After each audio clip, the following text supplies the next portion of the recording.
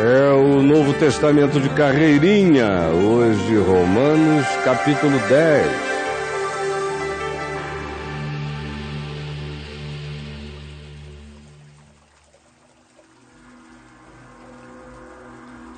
Eis que ponho em Sião uma pedra de tropeço e rocha de escândalo, e aquele que nela crê não será confundido, jamais. E a rocha é Cristo. Irmãos, a boa vontade do meu coração e a minha súplica a Deus a favor dos meus compatriotas, dos meus sócios genéticos, dos que procederam segundo a carne da descendência de Abraão, a minha oração e o meu coração e a minha súplica a Deus em favor deles são para que eles todos sejam salvos, reconciliados, para que eles todos encontrem a mesma graça que eu, que sou também da descendência de Abraão, encontrei na minha vida. Porque lhes dou testemunho, eu mesmo, de que eles têm zelo por Deus. São zelosos, porém sem nenhum entendimento, é um zelo ignorante, inculto, desinformado. É o que eu vejo neles. Existem pessoas sinceras, mas totalmente ignorantes. Porquanto, desconhecendo a justiça de Deus na cruz, o que Jesus já fez, já realizou, já consumou, o escrito de dívida que em Cristo já se rasgou, desconhecendo eles isto, a que Deus chama justiça de Deus em Cristo, e procurando, por tal desconhecimento e ignorância, procurando estabelecer a sua própria justiça, bancarem-se a si mesmos, salvarem-se a si mesmos, santificarem-se a si mesmos, assim fazendo, não se sujeitaram à justiça que vem de Deus, que decorre da fé, que é pela graça e que descansa no que está feito, a saber, a verdadeira justiça de Deus em favor de quem crê. Porque eles não entenderam até hoje que o fim da lei, a lei, eles não entenderam que a lei morreu em Cristo, terminou em Cristo, para a justiça, não de quem obedece à lei, porque a lei não salva, ela condena. Sim, o fim da lei é Cristo, para que todo aquele que crê seja justificado e viva a paz da justiça que Jesus realizou na cruz. Ora, Moisés, que foi aquele que propugnou a lei que em Cristo morreu, escreveu que o homem que praticar a justiça decorrente da lei das tábuas de pedra viverá por ela, se salvará por ela, se santificará por ela, se preservará por tal obediência. No entanto, diferentemente de Moisés, a justiça que decorre da fé em Cristo segundo o Evangelho diz outra coisa. E o que diz? Diz assim: não perguntes em teu coração, quem subirá ao céu? Isto é, para ajudar a trazer Jesus do alto até a terra, quem vai subir para convencer Cristo a descer, para começar a fazer algo em nosso favor? Não, a justiça que decorre da fé não faz perguntas, nem tem acesso aos céus, só espera na bondade de Deus. Por outro lado, essa mesma justiça que decorre da fé não pergunta, quem descerá ao inferno, ao abismo? Isto é, para dar uma mãozinha, para levantar a Cristo de entre os mortos, para ver se a gente tem certeza de que Ele levantou mesmo da morte. Não. A justiça que provém da fé sabe que tudo está feito, que Ele veio unilateralmente sem que ninguém impedisse, que Ele ressuscitou de entre os mortos sem que ninguém esperasse.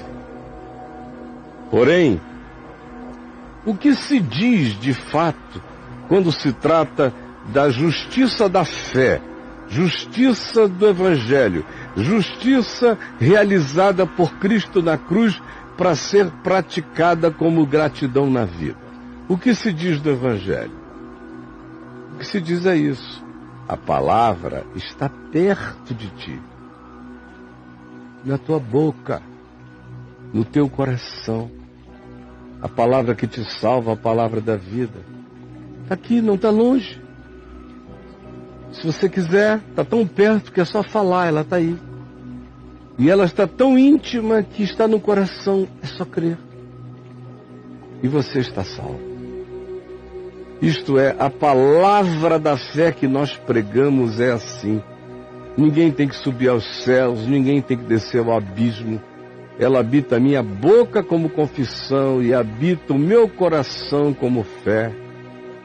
E é esta palavra que nós anunciamos a todo homem. A saber, se com a tua boca, a tua, não a de outro, a tua, somente a tua boca, tu confessares que Jesus é o teu Senhor, o teu Salvador, o teu arrimo, o teu garantidor, o teu tudo, e em teu coração tu creres sinceramente que Deus o ressuscitou de entre os mortos, que Jesus venceu a morte, que a morte está vencida, então tu estás salvo, porque tu estás perdoado das tuas culpas e já estás ressuscitado pela fé na ressurreição. Tu já és um ente resolvido para a eternidade. Porque com o coração da gente se crê para a justiça que vem de Deus, que vem da cruz, que está realizada em nosso favor. Basta crer com o coração. E com a boca, a tua. Mesmo que tu sejas mudo e não consigas emitir nenhum som, boca aqui é intenção, é vontade. Se com a tua intenção tu confessas no teu coração, ainda que os ecos só tu ouças, por mais mudo que tu sejas, se com a tua boca tu confessas a respeito da salvação, é porque a salvação já se plantou em ti. Porquanto a Escritura diz: todo aquele que crê nele, no Cristo, na rocha de Deus, não será confundido jamais. Não ficará na dúvida, não titubeará. Por uma razão simples, Deus não faz acepção de pessoas, qualquer um que assim creia está dentro. Pois não há distinção entre judeu. Quem é judeu? Quem é judeu? Não há distinção entre judeu, nem grego, nem brasileiro, nem americano, nem árabe. Tudo isso é palhaçada nojenta que o diabo plantou no coração dos homens que fazem acepção entre homens e homens. Não há distinção entre judeu e grego, uma vez que o mesmo é o Senhor, é o Criador, é o Pai de todos, rico para com todos os que o invocam em qualquer lugar da terra, sem precisar que alguém preceda a informação com uma catequese. Aonde quer que qualquer boca humana, coração humano diga: Deus, lembra-te de mim. Aí o Senhor habita. Porque todo aquele, indiscriminadamente, em qualquer lugar da terra, com ou sem informação, que invocar, que suspirar, que desejar, mesmo que não saiba o nome, mas saiba que é Deus É de Deus que precisa todo aquele que invocar o nome do Senhor já está salvo. Sabendo ou não sabendo. Como, porém, eles invocarão, com consciência, com lucidez, aquele em quem não tiveram a chance de crer? E como crerão naquele de quem nada ouviram, porque ninguém se levantou para ir dizer? E como ouvirão, se os que sabem não se dispõem a pregar? E como pregarão, se não forem enviados, porque não haja alguém que diga, enquanto vocês vão, nós sustentamos vocês para irem? Como está escrito, quão formosos são os pés dos que anunciam boas novas, e bem-aventurado é aquele que, em crendo, em sabendo, em tendo no coração essa palavra, se dispõe a comunicá-la com todos os homens que possa, com bom senso, com unção, com graça e com sabedoria. Mas é claro que nem todos obedeceram o Evangelho, porque muitos desses que sabiam nunca se levantaram para ir. Nunca. E a culpa será de quem? Daqueles que, não sabendo, não invocaram com lucidez o que gostariam de invocar, porque nunca ninguém foi lhes informar? Estarão eles presos na sua perdição, porque um grupo de informados não se dispôs a informá-los? Mas é claro que não. Por toda a terra a palavra de Deus se faz ouvir, e até os confins dos mares, e chega aos corações daqueles aos quais ninguém se levantou para pregar jamais. Neste caso, a culpa recai sobre aqueles que, crendo, não pregaram, que sabendo, não disseram, que entendendo, não foram, que podendo ajudar a realizar, fecharam os braços e a ninguém enviaram. Por isso se conclui dizendo, nem todos obedeceram o Evangelho. Pois Isaías diz, Senhor, quem creu em nossa pregação? Os primeiros a não crerem foram aqueles que ouviram a pregação e não se levantaram para, em crendo nela, compartilhá-la com outros. Esses são os grandes culpados, os que souberam e não foram. E assim, a fé vem pela pregação. A fé é ativada, sobretudo, quando a palavra de Deus chega. E a pregação se faz baseada não em doutrinas, mas no Evangelho simples de Cristo, no anúncio de que Deus estava em Cristo reconciliando consigo o mundo todo. Esta é a pregação. Mas pergunto, porventura não ouviram, porque os que sabiam não se dispuseram a ir pregar? E então os que nunca ouviram ficaram condenados a não saber? É assim tão perversa essa ideia de salvação?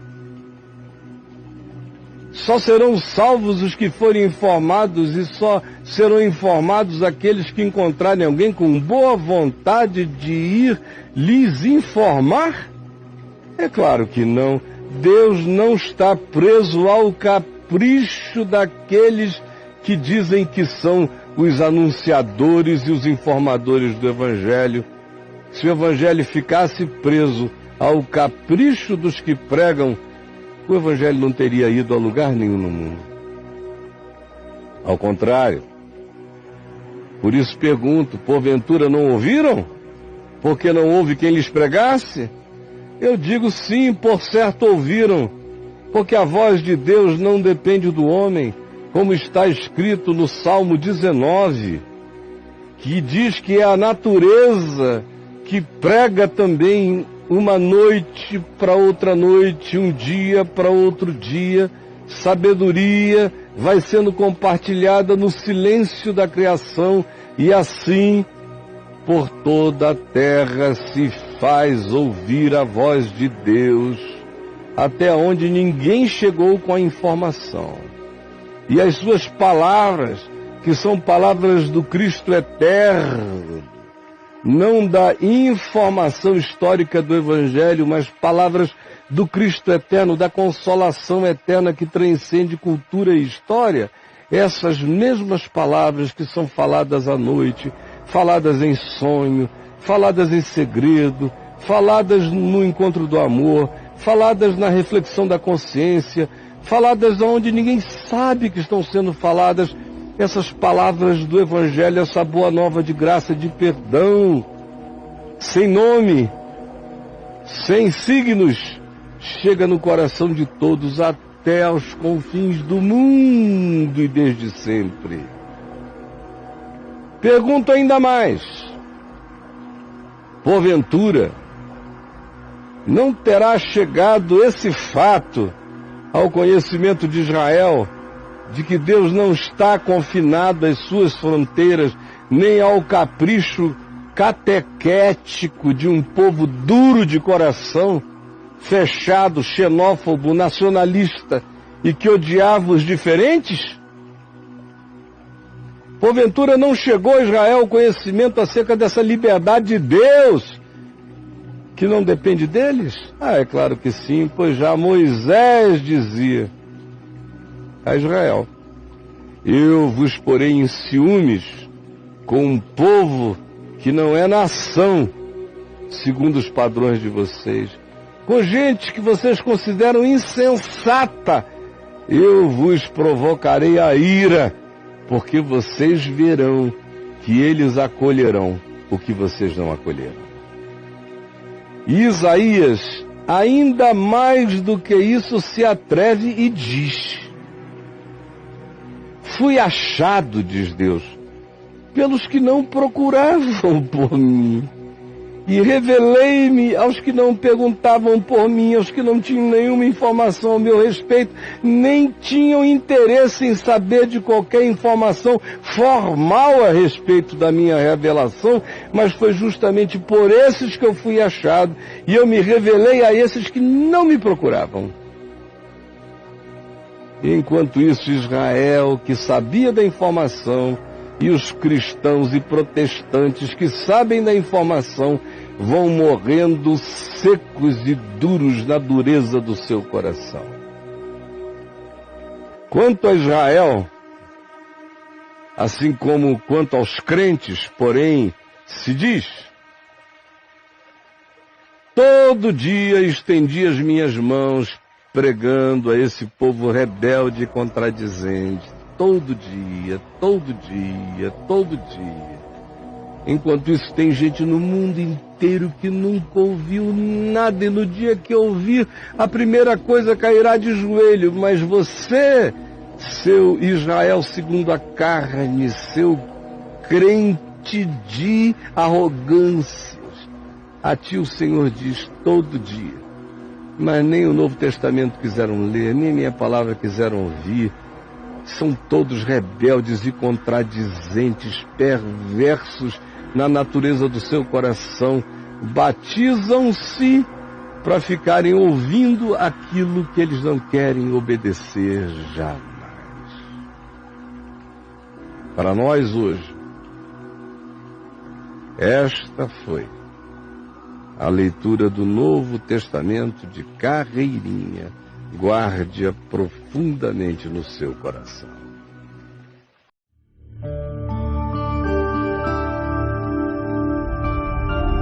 Vem VTV, o canal é você.